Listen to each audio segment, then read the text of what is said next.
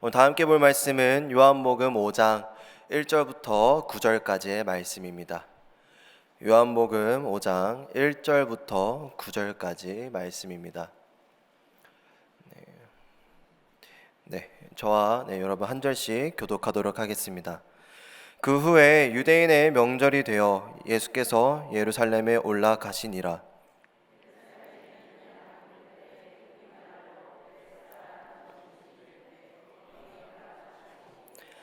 그 안에 많은 병자, 맹인, 다리 저는 사람, 혈기 마른 사람들이 누워 물의 움직임을 기다리니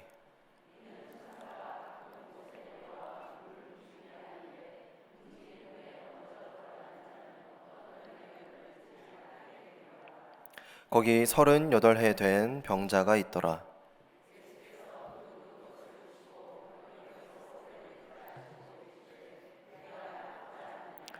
병자가 대답하되 주여 물이 움직일 때에 나를 못에 넣어주는 사람이 없어 내가 가는 동안에 다른 사람이 먼저 내려가나이다.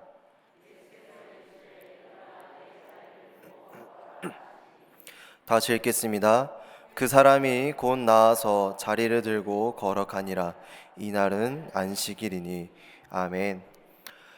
오늘 이 자리에 오신 우리 성도님들 진심으로 환영하고 축복합니다. 또한 우리 이 자리 말씀 듣기 위해 추운 날씨를 뚫고 온 우리 옆 사람께 우리 사랑합니다, 축복합니다 우리 인사하겠습니다. 사랑합니다. 정말 한 주간 많은 눈도 내리고 정말 추운 날씨였습니다. 이 부쩍 추워진 날씨 속에서도 우리 강원도만큼은 너무나 뜨거운 것 같습니다. 다들 아시다시피 현재 청소년 동계올림픽 대회가 진행되고 있기 때문이죠. 혹시 경기를 보러 가신 적 있으신가요?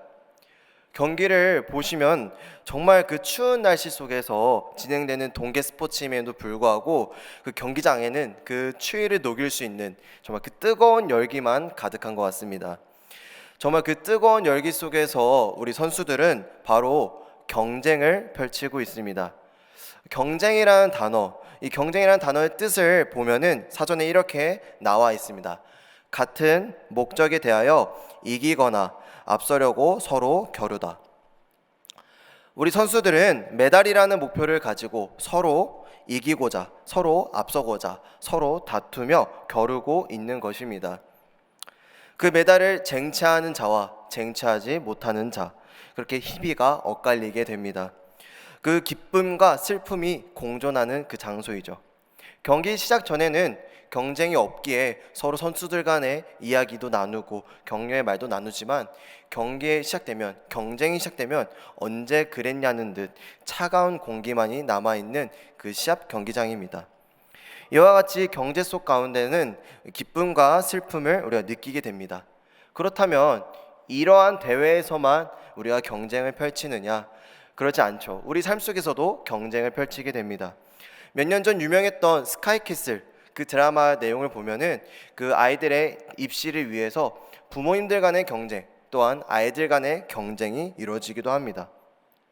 좀 더 우리 가까운 삶에서 보면은 마트에서 선착순 할인 이게 있다면은 그 선착순에 내가 들고자 누구보다도 먼저 뛰어가 우리 그 물건을 사는 우리들의 모습을 보게 됩니다.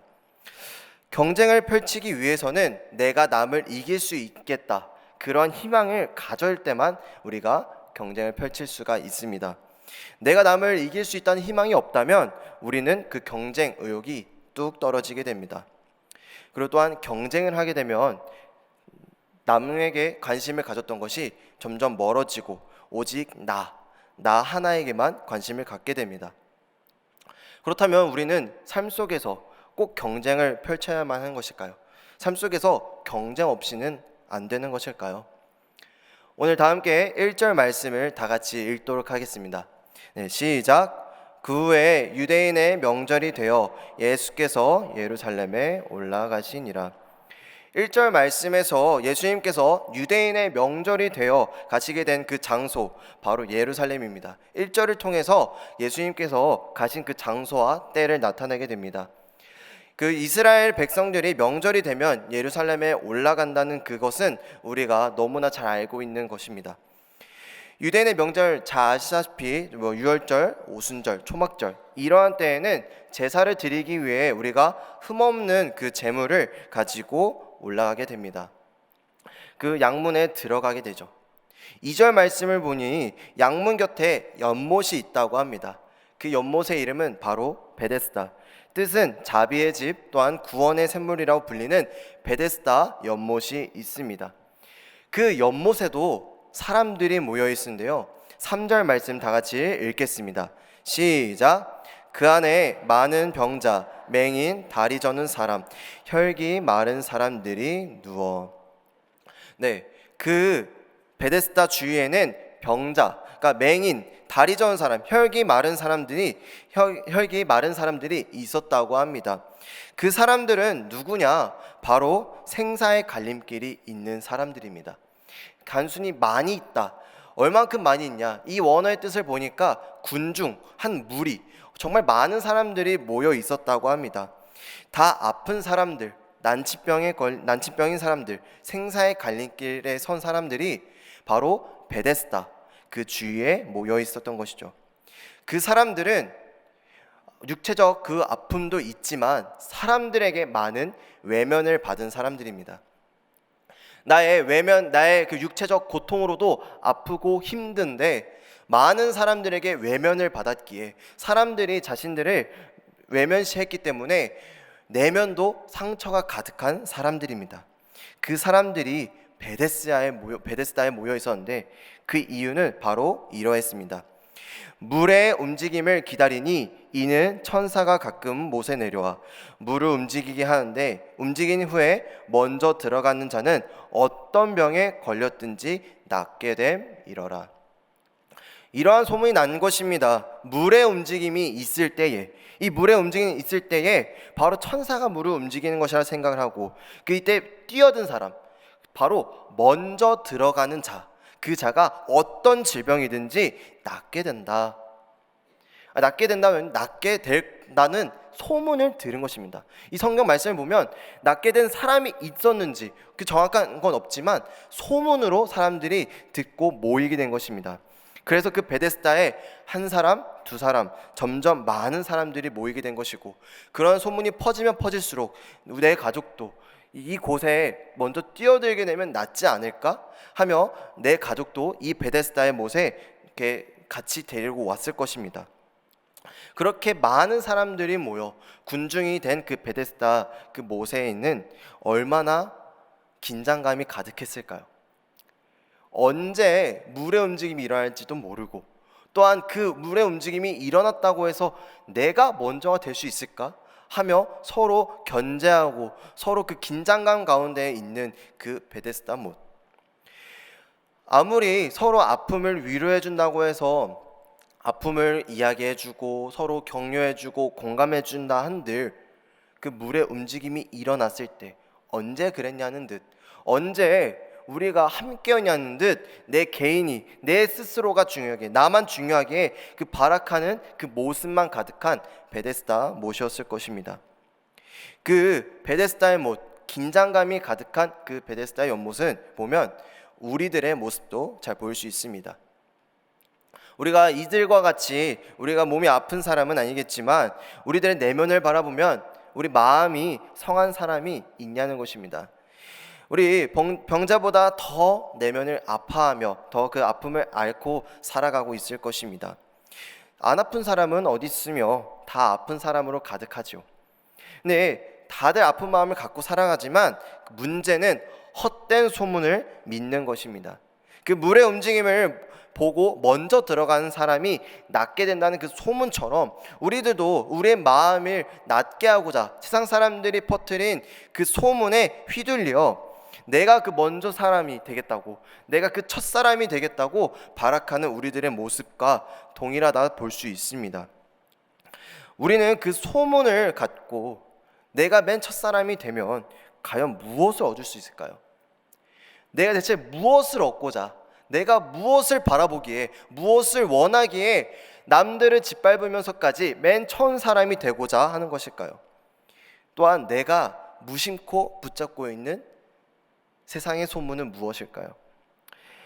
우리는 혹시라도 하는 그 마음, 그 일말의 기대감 속에서 무작정 기다리고 있는 이 병자의 그 모습 속에서 우리가 죄에 사로잡혀 살아가고 있는 우리들의 실상, 그리고 때는 그 모습을 깨닫기를 소망합니다.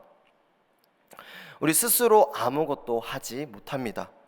또한 죄의 문제 우리가 해결할 방법도 모르면서 막연히 어떠한 그 기대감을 갖고 살아가고 있는 그 그리스도, 우리 마음속에 없는 그 사람들의 모습, 그의 우리들의 모습으로 살아가고 있지 않는가요? 나은 사람은 아무도 모르는데 그냥 누가 그렇다더라, 맨 처음으로 가면 그 물의 움직임에 따라 맨 처음으로 가면 낫는다더라, 그 소문에 휘둘려 세상에 가르쳐준 그 해결 방법에 목매달며 살고 있는지 우리들의 모습을 되돌아봐야 되는 것입니다. 예수님께서는 그 베데스다 그 못에 수많고 많은 사람들 중에 그 군중 가운데 한 사람을 주목하십니다. 우리 다 함께 5절과 6절 다 같이 읽도록 하겠습니다. 시작. 거기 38해 된 병자가 있더라. 예수께서 그 누운 것을 보시고 병이 오래된 줄 아시고 이르시되 네가 낫고자 하느냐. 예수님께서 주목한 사람, 그 사람은 어떤 사람인가요? 바로 38년 된 병자입니다. 1년, 2년, 3년, 아니 10년도 아닌 바로 38년 된 병자입니다.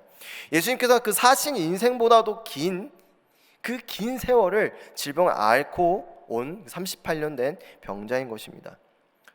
우리 성도님들, 우리 삶들 한번 볼까요? 우리 몸살 감기를 앓는다고 생각했을 때 그 하루 이틀도 힘들고 일주일 넘어가면 정말 죽을 것만 같은데 38년 된 병자라뇨.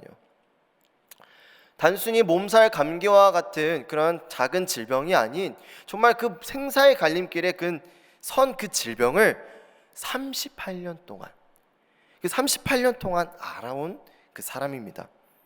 주님께서는 그 사람의 오랫동안 그 질병을 알아옴을 이미 아시고 이렇게 물어보십니다.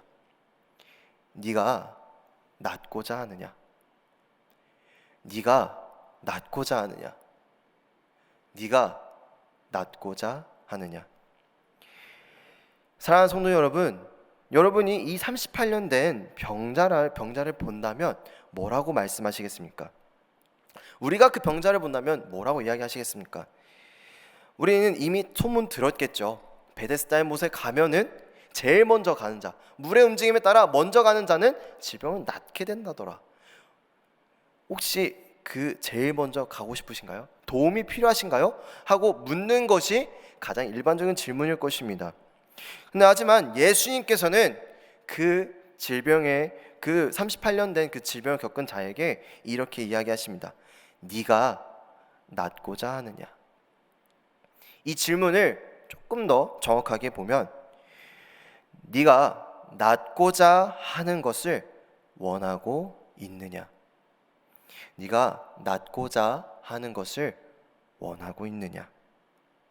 38년 된 병자라면 그 예수님의 그 말씀, 그 질문을 듣고 당연히 낫고자 원하지. 우리가 38년 된 병자라면 당연한 질문을 왜 예수님께서 하실까 생각하실 겁니다. 아픈 사람에게 낫고자 원하냐는 그 질문은 어쩌면 당연한 질문인 거죠. 그 자리에, 베데스다에 모인 그 자리에 낫고 싶지 않은 사람은 누가 있을까요? 모두 다 낫고 싶을 것입니다. 근데 그런 예수님께서 그 병자에게 네가 낫고자, 대체 어떠한 의도로, 어떠한 마음으로 그 질문을 하셨을까요? 예수님께서는 그 병자에게 정말 낫기를 원하고 있는지, 그 낫는 것을 정말 자신이 가지고 싶을 정도로 원하고 있는지, 마음의 갈망이 무엇인지, 그 마음의 가운데 무엇을 원하는지를 꼬집어 보시는 것입니다. 계속해서 그 개인의 의지를 물어보시는 것이죠. 무뎌졌던 나의 갈망, 그 38년 동안 그 자리에 머물면서 나의 무뎌졌던 그 갈망을 물어보시는 것입니다. 그 38년 된 병자는 점점 한 해가 거듭날수록 한 사람 한 사람이 물의 움직임에 따라 뛰어드는 것을 볼수록, 내가 도움을 청할 때마다 나를 외면한 사람들을 보면 볼수록 자신이 낫는 것을 포기하고, 자기가 그 자리에서 경쟁하는 것을 포기하고, 내가 맨 먼저 가는 것을 포기하고 그저 지나다니는 사람들의 작은 관심에 만족해하며 살고 있는지, 우리가 그 병자의 마음을 생각하며 우리도 그러하진 않는지 생각해야 될 때입니다. 또는 그 병자는 그 38년 동안 머물렀던 그 자리가 너무나 익숙했기에, 내가 이 자리를 떠나면 어떻게 될지 정말 모르기에, 불안하기에, 모두가 있는 방법, 모두가 하는 그 방법, 모두가 그 잘못된 방법을 선택했을지라도 나도 그 다수 중에 한 명이 될 거라는, 그 다수 중에 한 명이 되면 내 마음에 평안함이 있다는, 잘못된 평안함이 있을 거라는 그 믿음 가지고 그 자리에 머물렀을 것입니다. 그 사람의 마음, 그 병자의 마음이 우리의 마음, 그게 우리의 현주소일지 모르겠습니다. 우리 다 함께 7절 말씀을 다 같이 읽겠습니다. 시작. 병자가 대답하되 주여, 물이 움직일 때에 나를 못에 넣어주는 사람이 없어 내가 가는 동안에 다른 사람이 먼저 내려가나이다. 예수님께서 낫고자 하는 그 질문에 네 혹은 아니요 라고 대답하는 것이 아니라 자신의 핑곗거리 혹은 자신의 하소연을 하게 됩니다. 그 많은 사람들이 나를 도와주지 않아요. 내가 먼저 가고 싶지만 다른 사람들이 나를 바라보질 않아요, 도와주질 않아요 하며 하소연하고, 혹은 자신의 그 갈망했던 것들을 내심 포기하는 그 말을 내비치고 있는 것입니다. 예수님께서는 그 또한 아시고, 그 또한 힘듦, 그 또한 그 갈망에 다 묻어졌다는 것을 아시고 이에게 다시 갈망함을 불어일으키고자, 묻어졌던 그 갈망함, 다시 날카롭게 하고자 예수님께서는 질문하신 것이었습니다. 그 질문을 또한 들은 그 병자는 이렇게 생각했을 것입니다. 수많은 의사들도 나를 낫게 하지 못하였는데, 수많은 이들도 나를 외면하였는데, 예수님께서 나에게 질문한 의도는 혹시나 저 못에 나를 데리고 가진 않을까? 나를 낫게 하시는 이가 아니라 나를 저기로 데리고 하실 분이 아닐까 생각하며 대답했을 것입니다. 이 병자는 점점 그곳에 가야 되는 이유가 내가 낫고자 하는 이유가 아니라 내가 이들을 짓밟고 가야 된다는 이유로 점점 변질되었던 것입니다. 그래서 예수님께서는 그에게 이렇게 말씀하십니다. 우리 8절 9절 다 함께 읽겠습니다. 시작. 예수께서 이르시되 일어나 내 자리를 들고 걸어가라 하시니 그 사람이 곧 나아서 자리를 들고 걸어가니라. 예수님께서는 딱 세 가지의 명령을 말씀하십니다. 일어나라, 내 자리를 들어라, 걸어가라. 단 세 가지의 명령입니다. 육체가 건강한 자들에게는 당연한 행동입니다. 일어나서 내 자리를 정리하고 걸어가는 것, 너무나 당연한 것입니다.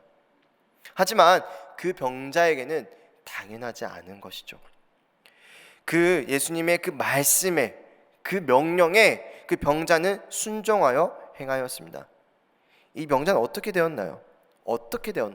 바로 그 자리에 들고 일어나 걸어가게 됩니다. 이 병자가 어떻게 낫게 됐나요? 제일 먼저 못에 들어갔나요? 그 못에 예수님께서 데려다 주셨나요? 아닙니다. 바로 순종해서입니다. 예수님의 말씀에 순종했기에 그 질병이 떠나간 것입니다. 다른 사람을 짓밟고 이기고 다투어 맨 먼저 앞장서서 나아간 것이 아니라, 사람들의 그 헛소문에 귀 기울여 나은 것이 아니라 예수님의 말씀에 순종하였기에 낫게 된 것입니다. 더 이상 내가 붙잡고 있던 그 소문을 놓고 예수님의 말씀을 붙잡고 일어나게 된 것입니다. 그렇게 해서 낫게 된 것입니다. 우리 문제 해결을 현실 가운데 찾는 우리 세속적인 인간이 아니라 우리 전능하신 그 예수님께 해결을 찾는, 그 예수님께 붙잡는, 예수님의 말씀에 순종하는 우리 성도님들 되기를 간절히 소망합니다. 그 베데스다의 뜻은 앞서 말했듯 자비의 집, 구원의 샘물이라고 하였습니다. 맨 먼저 들어가는 자만이 나을 수 있다는 소문이 있다고 하였죠. 모두가 아니라 한 명입니다. 단 한 명. 또한 그 소문이 정말인지 아닌지는 아무도 모르는 것이죠. 예수님의 말씀에 순종하는 자는 맨 먼저 이제 아니어도 되고 누구나 질병에서 자유롭게 되는 것입니다. 바로 예수님의 말씀에 순종하는 자 말이죠.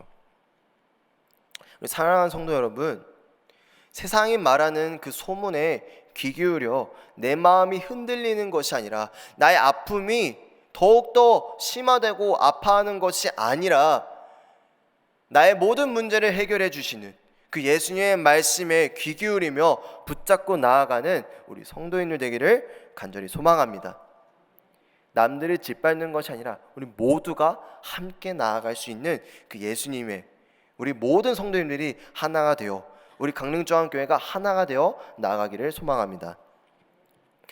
영국의 한 목사님이신 우리 캠벨 모간 목사님께서 이렇게 말씀하셨습니다. 사람은 그리스도에 의해 하나님 앞에서 회복될 수 있다. 사람은 그리스도에 의해 하나님 앞에서 회복될 수 있다. 사랑하는 성도 여러분, 그 애꿎은 방법과 자리에서 경쟁하지 마십시오. 잘못된 세상 그 사람들의 그 방법에 경쟁하지 마십시오. 우리는 세상 속에서 경쟁할 때가 아닙니다. 우리는 예수님의 말씀을 순종할 때입니다. 다른 사람을 짓밟을 때가 아닙니다. 다른 사람을 붙잡고 예수님 앞에 나아가야 할 때입니다. 마음속 깊이 알아주지 못하고 치료해주지 못했던 우리 내면의 아픈 그 가운데 주님께서 어루만져 주실 줄 믿습니다. 그 아픔을 낫게 해주실 줄 믿습니다. 우리 강릉중앙교회 모든 성도님들은 그리스도에 의해 하나님 앞에서만이 회복될 줄 믿습니다. 사랑하는 성도 여러분, 경쟁하지 마십시오. 모든 것을 낫게 해주시는 그 예수님의 말씀 따라 일어나 자리를 들고 걸어가기를 간절히 소망합니다. 우리 다 함께 기도하겠습니다.